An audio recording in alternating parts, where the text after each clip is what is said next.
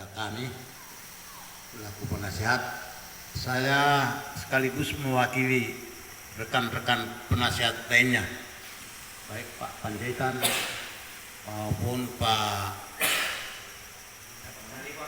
Janipar.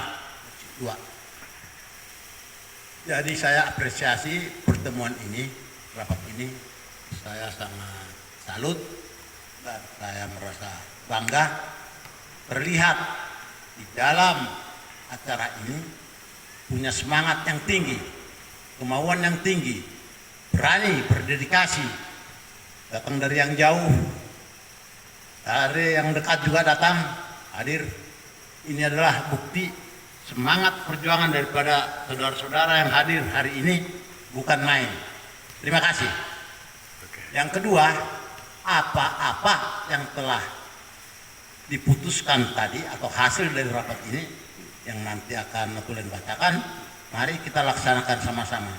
Konsekuen kita, memang panitia atau pengurus mau tidak mau harus aktif, gigih, berjuang, dan mungkin tidak kenal waktu. Mungkin uang nggak ada masukan, tapi pengeluaran justru lebih daripada yang diharapkan. Jadi kira-kira demikian, mari kita sama-sama menyadari bahwa persatuan pemuda Batak Bersatu ini adalah untuk kita dan untuk saudara-saudara kita dan juga sekaligus untuk negara. Nah, katanya NKRI harga mati.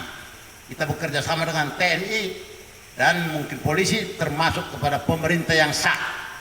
Kira-kira demikian, semangat, tetap berjuang, tetap semangat, seterusnya semangat.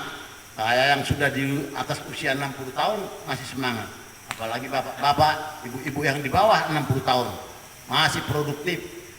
Jadilah istilahnya pionir-pionir, menjadi pasukan-pasukan yang berani mati untuk negara ini, untuk kita berbuat baik.